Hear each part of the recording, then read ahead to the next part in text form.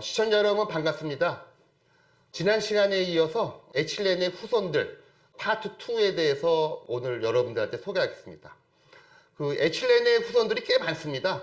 에틸렌을 중심으로 해갖고 에탄올, 에틸렌 옥사이드, 에틸렌 글라이콜, 아세탈데하이드, 그다음에 초산. 그거 말고도 또 다른 후손들이 있어갖고요. 그거에 대해서 이제 후속적으로 여러분들한테 소개를 하겠습니다. 보통 여러분들 에틸렌은 이렇게 표시하고요. 에틸렌에다가 여러분들 이제 크로린하고 반응하게 되면요. 보통 이제 에틸렌의 여기 더블 본드의 하나가 이제 깨지면서요. Cl 두 분자가 들어가게 되죠. 그래서 보통 여러분들 이런 구조의 화합물이 얻게 되고요. 요거를 우리들은 이제 에틸렌 다이크로라이드라고 얘기합니다. 그래서 보통은 요거는 이제 EDC라고 알려져 있죠. 몇 번 얘기가 나왔는데 Cl2 같은 경우는 바닷물에 있는 소금을 예를 들어서 전기 분해를 해서 그래서 이제 얻어지는 거가 Cl2 크로린 가스, 염소 가스고요. 요거는 상대적으로 이제 좀 고가입니다. 값이 비쌉니다. 항상 그 소금을 이용해서 이제 크로린을 얻어야 되기 때문에요. 보통은 여러분들 PVC 만드는 회사들은 대부분 다 바닷가에 위치하게 됩니다. 그래서 여러분들 우리나라에서도 이제 PVC를 만드는 회사가 LG가 있고요. 그 다음에 하나가 있는데 전부 다 이제 그 여천단지 바닷가에서 전부 다 PVC를 만들고 있습니다. 그 이유는 바로 이와 같이 크로린을 원활하게 만들기 위해서 바다에 있는 소금을 이용하기 때문에 그렇습니다. 그 다음에 여기가 이제 EDC고요. 에틸렌 다이크로라이드고요. 그 다음에 이제 유기화학적으로 보면요. 엘리미네이션이라고 하는 반응이 있습니다.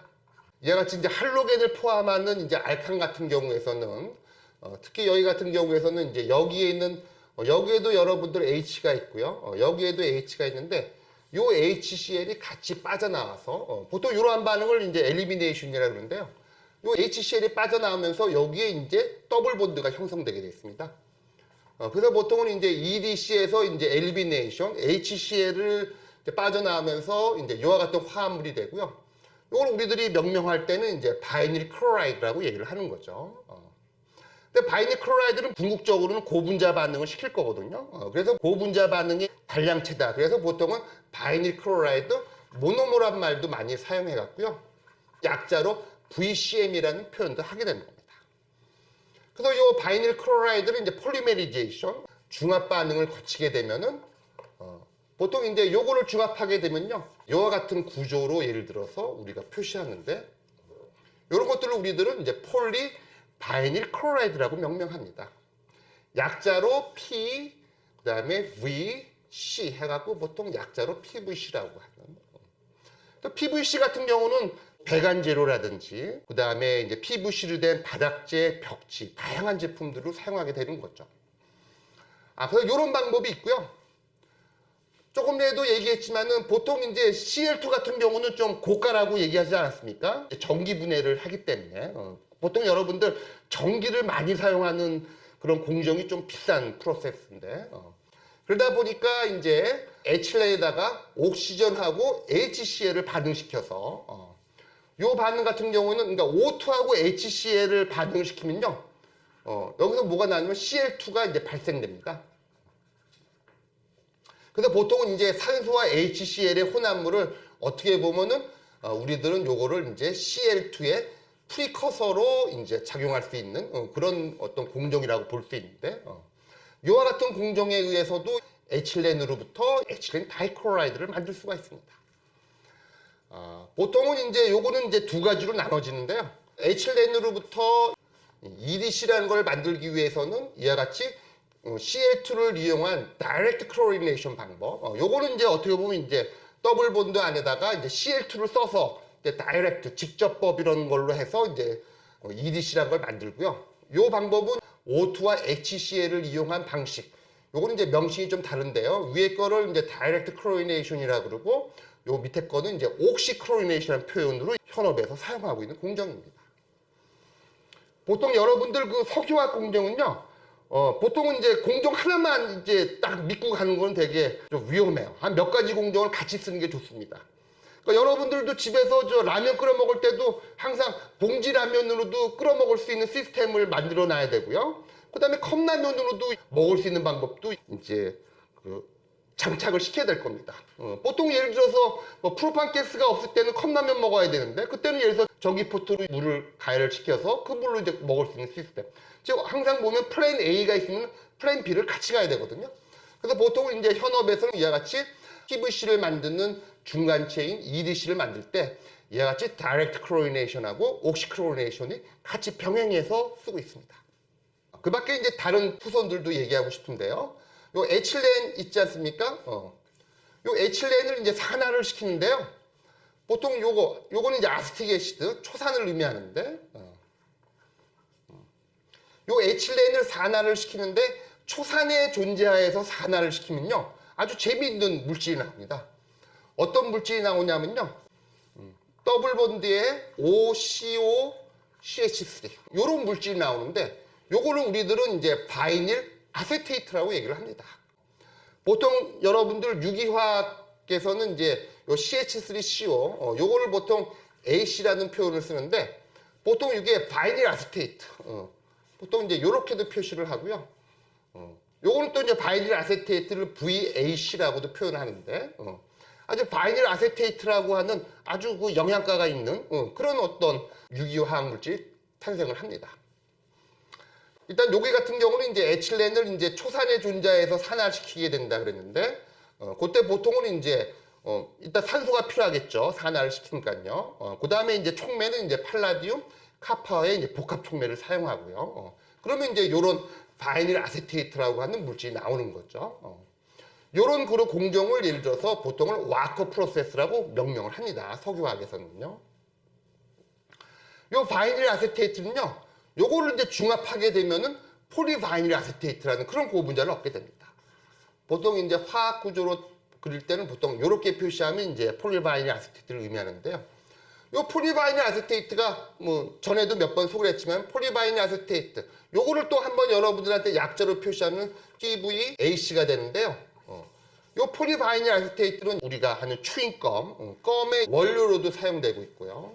그 다음에 여러분들 이제 접착제라든지 본드의 원료, 각종 에멀전, 페인트의 원료 이런 쪽으로 다 사용되고 있는 아주 중요한 고분자를 얻게 됩니다. 그래서 요 폴리바이닐 아세테이트도 이제 에틸렌을 조상으로 시작한 이제 후손이 되는 거고요. 그 밖에 또 이제 소개시켜주고 싶은 거가 에틸렌을 산화를 시키는데 산화시키면서 물도 하이드레이션도 들어가고 염산도 들어가고 팔라디움 카파 조금 복잡하죠 시청자 여러분. 하지만 이런 공정에 의해서 에틸렌을 산화하게 되면요 에틸렌 글라이콜 다이아세테이트라고 하는 그런 물질이 생깁니다. 요거를 화학적으로 설명하면 이렇게 되는 거거든요. 가운데는 에틸렌 글라이콜이 있고요. 양쪽에는 이제 아세테이트로 이제 되는 이런 물질이 있는데, 요거를 한번 하이드레이션, 수첨을 해갖고 한번 분해를 시켜볼게요. 요 물질을 이제 수첨 분해를 시키게 되면요. 바로 뭐가 생기냐면 여기 아세테이트에 요쪽하고 요쪽이 이제 가스 분해가 되면서 한쪽에서는 이제 아스틱 애시드가 나오고요. 그 다음에 가운데에서는 여러분 에틸렌 글라이콜이라고 하는 물질이 나옵니다. 즉, 요 공정은 에틸렌으로부터 시작해갖고 궁극적으로 초산도 얻고요. 그 다음에 에틸렌 글라이콜도 얻는. 지난번에 패널 공정에서 한번 설명했던 꽝도 먹고, 그 다음에 알도 먹는 또 나름대로 유효한 프로세스가 개발됐습니다. 요것도 어떻게 보면 에틸렌을 조상으로 해서 연결된 공정의 한 예가 되는 거고요. 그 다음에 마지막으로 이제 여러분들한테 소개시켜주고 싶은 거가 에틸렌을 갖고 플라스틱을 만드는 그런 공정에 대해서 이제 어떻게 보면 그 에틸렌을 조상으로 한 가장 중요한 후손이 되고 돈도 제일 많이 벌 수 있는 그런 이제 후손이 되겠습니다. 그래서 저 에틸렌을 예를 들어서 산소라든지 퍼옥사이드로 중합을 하게 되면은 이제 메커니즘상은 이제 라디칼 폴리메리제이션 메커니즘을 따르게 되고요. 요로부터 얻어지는 고분자는 보통 로우 덴시티 폴리에틸렌을 얻게 됩니다. 예를 들어서 보통 로우 덴시티 폴리에틸렌은 약자를 여기 이제 LDPE라 그래 갖고요. 보통 이제 로우 덴시티 폴리에틸렌은 이제 LDP라고 얘기하는데요. 요거는 의미가 뭐냐면요. 로우 덴시티는 예를 들어서, 그러니까 폴리에틸렌도 어떻게 보면 이제 하이 덴시티가 있고요. 그러니까 밀도가 높은 이제 폴리에틸렌이 있고요. 그 다음에 이제 밀도가 낮은 이제 저밀도 로우 덴시티 폴리에틸렌 두 가지로 나눠지게 됩니다. 근데 보통 이제 밀도가 낮은 것들은요, 고분자 자체의 특성으로 보면 약간 비결정성입니다. 그러니까 이제 로우 덴시티 폴리에틸렌 소리는 결정성이 좀 이제 저하된다는 소리고요. 결정성이 저하된다는 소리는 보통 이제 고분자 제품으로 따지면은 이제 투명도가 증가한다는 의미입니다. 그래서 이제 그 로우 덴시티 폴리에틸렌 같은 경우는 여러분들도 그동안에 그 여러 가지 그 비닐백에 보면 약간 뿌연 폴리에틸렌 백을 본 적이 있을 겁니다. 그것들은 보통 이제 에틸렌을 라디칼 중합 방식으로 만들어진 저밀도 LDP에 해당되는데요.